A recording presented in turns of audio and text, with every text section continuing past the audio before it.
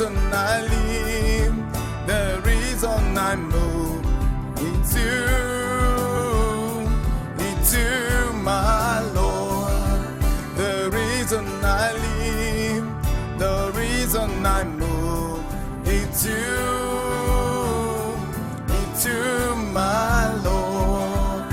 The reason I live, the reason I move into my Lord. The reason I live, the reason I move into my. Welcome viewers to your Distinctive Destiny program here on Maturity Network TV. My name is Pastor Patrick Mwangi, and here we are sharing the Word of God today. I want us to look at something else that we will be able to learn together on how the Lord leads His people in what we are calling divine guidance or divine leading. It is important to know, dear viewers, that we don't lead ourselves. The moment you come to submission of the Holy Spirit, to submission of God, and you say, I'm born again, from that moment onwards, then you allow Him to be the one to lead you, the place to go, what to say, what to think, and you allow Him to take full and total control. And so therefore we are talking about divine leading or divine guidance. And I want to look at a scripture today in the Word of God in the book of Acts chapter 8, and I'm starting from verse number 4. And this is what the Word of God says. Therefore, those who were scattered went everywhere, preaching the word of God. Then Philip went down to a city of Samaria, and he preached Christ to them. And the multitudes with one accord heeded to the things spoken by Philip, hearing and seeing the miracles which he did. For unclean spirits, crying with loud voice, came out of many who were possessed, and many who were paralyzed and lame were healed. And there was a great joy in the whole city. This story here we've just read about Philip. There was a lot of persecution that took place in Jerusalem, as we know.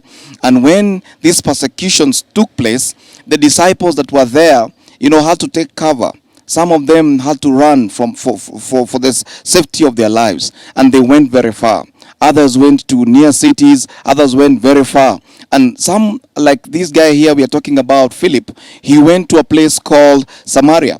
Samaria was not very far from there.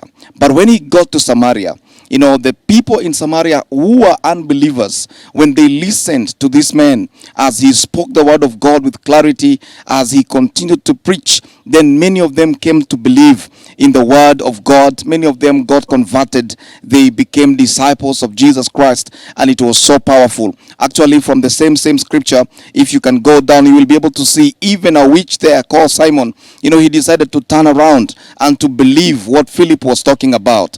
Praise the name of the Lord. I'm talking about divine leading. When the Lord leads us to the places He wants us to go, it is because He has a vision, He has a mission for that place, and He has to use someone to accomplish what He wants to accomplish. In the Old Testament and also in the New Testament, we will have, when we look through it, we will be able to see wonderful examples of very many people that God used in a divine way. God led them divinely to accomplish His missions. And looking from the Old Testament, we can be able to see even people like Abraham, a man that was, of old, we know him, and he was a man that feared God.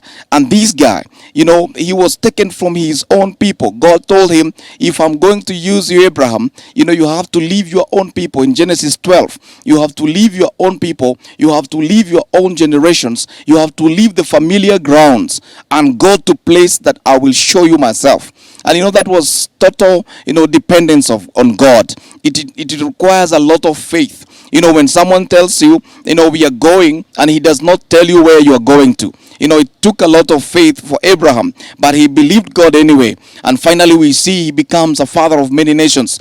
God used him and God blessed him in a powerful way. But it started by him leaving his place and following the leading of the Lord. It is not that he went to the places where he wanted. No, it is the Lord who showed him where to go. The God of Abraham, had already the direction. He had the destination.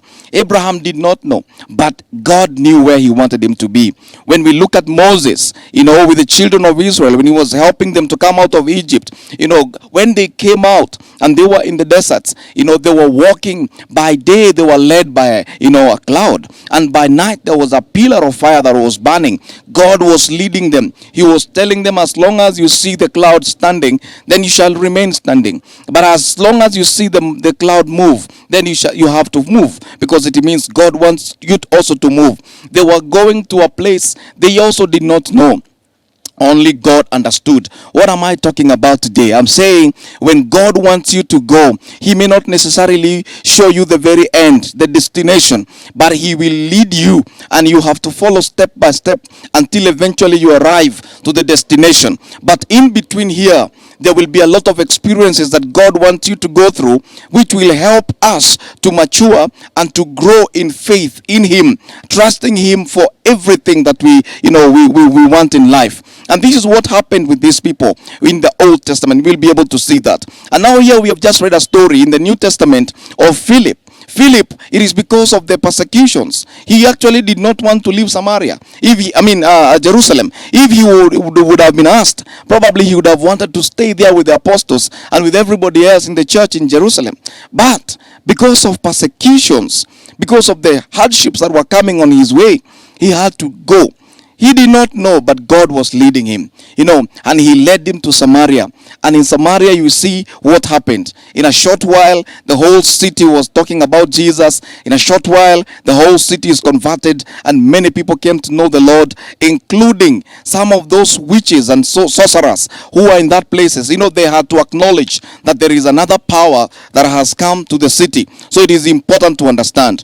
And also the same Philip, as you can look at Acts chapter 8, from verse number 28, we see when he was there now, and the church is already growing. Many people have come. A new church has begun, has sprung up in Samaria. All of a sudden, then the Lord now picks him again, and he sends him to another place. And it's so interesting. And in Acts 8:28, you will find Philip appearing, on a road, and there was this eunuch who was in his chariots, and he was on his way, and he was reading the scriptures, but he was not able to understand. But Philip appeared, and the Lord by the Holy Spirit guided Philip to him, and eventually we see this guy converting. We see this guy getting baptized, and immediately again Philip is taken away by the Spirit of God, and he arrives at another place called Azoto. What am I talking about? This guy, he just left Jerusalem because of persecutions. The Lord led him to Samaria, and in Samaria a new church has begun. Now he has become a new pastor. There is a new church in Samaria. All of a sudden, before the church could even grow, then he is taken away, and he's taken away. He finds himself in another place with this eunuch, and the next thing he arrives at Azoto. God was leading this man in so divine manner that it is difficult even to comprehend. Why was God allowing these young people, young believers, to stay without a pastor? God obviously had a plan. He had to get other people to take care of them. That is why even Peter and John came, and they prayed for them to receive the Holy Spirit. From that point onwards, the church, and there was a revival in Samaria. God did great things in that place. But what was the role of Philip? Just to lead them to the Lord, and then leave them in the hands of others. Praise the name of the Lord. When the Lord leads, you have to be very, very keen to know that he is leading, because sometimes you may not even understand the destination. But the good thing is, when you know and you have the peace of God that it is the Lord leading, then you will not go wrong. I take this analogy for what we call the GPS, the global positioning systems that we have, in our phones, in our cars. This GPS, when you want to drive and you want to go to a particular location, you just need to indicate the position. And then this thing will give you, using the Google Maps, and it will take you all the way to the destination. You may not know where to pass, but it will tell you. after 200 miles, turn left. After 200, miles, turn right. It will show you, and it will give you directions until eventually you reach your destination.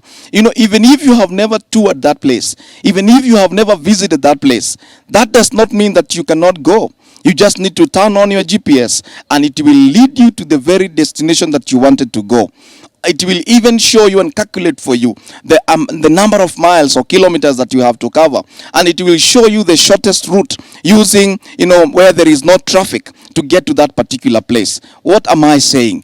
Our God is more than the GPS that we have put in our cars, GPS that we have in our phones, that can give us directions, that can give us and calculate for us the time and the duration we will be on that journey.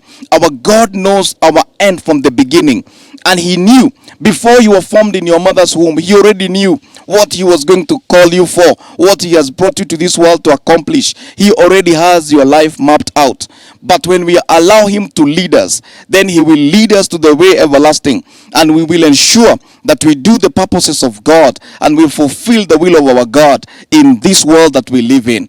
Friends, we need to allow ourselves to be led by God, step by step, day by day, moment by moment, as we allow the Holy Spirit who resides inside of us to speak to us. When we are sensitive to his leading, when we are sensitive to his direction, we will be able to arrive to the destination that he wants us to get to, and we will be able to do the will of God in this world now, in the mighty name of Jesus. I pray that the Lord gives you leading. I pray that you will not just lead yourself, that you will not just be like a person who wakes up in the morning and you just decide, I'm going this direction or that other direction, but you will choose to listen to the voice of God every moment, every hour. May the Lord lead you, and I know that he's going to do that if we pray and we ask the Holy Spirit. Today, I don't know what is ahead of me. I don't know what I'm going to combat. I don't know what I'm going to meet. I don't know who I'm going to meet, but I know that you are with me. And as long as you are with me, you will lead me to the ways of truth. I pray that you will protect me. There are other traps that the enemy have placed on your ways. Some of them have been, set up, to kill you, to destroy you. Some of them on the highways. Some of the plans that the enemy has against your life, against your children, even at home. The plans he has is evil. But when you allow the Holy Spirit and you tell him, I don't know anything and I don't know everything, but I know with you, in me, I will make it to the very end. Help me to do your will and to fulfill your purposes today. I tell you, our God is going to do that. He will lead you. He will tell you, don't take that route. Don't take that route. I remember one time I was traveling to Nairobi, and I went to the bus station and I was almost paying my ticket.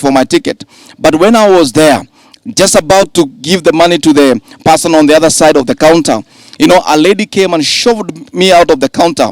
She pushed me out of the counter and she paid for the ticket. I was like, why are you pushing me? I'm also traveling. And I really wanted to be in Nairobi early. But she, took the tickets and she went, and, the vehicle was full. So I was given, ticket number 1 in the next car. I felt a little bit disappointed when I left that place. But I was like, well, Lord, I prayed in the morning. You lead me even to the vehicle to take to Nairobi. So I went and I sat in the next vehicle and I sat at the front. Friends, when we got to a place called Naivasha, that Nissan, that vehicle that, I was supposed to board was already overturned. The lady who was in red sweater, and I will never forget, I saw them pulling her from the window. I don't know how she was, but many people died in that car. And I was like, Lord, I thank you that you kept me from that vehicle. You protected me from boarding that matatu. I should have been the one in there, but you kept me away. Why? Because I had prayed in the morning and I told him, Lord, lead me in the way I should go today. Every place that I will go, lead me, Lord. Every vehicle that I will use, lead me, Lord. And he was faithful to do that. I want to say this.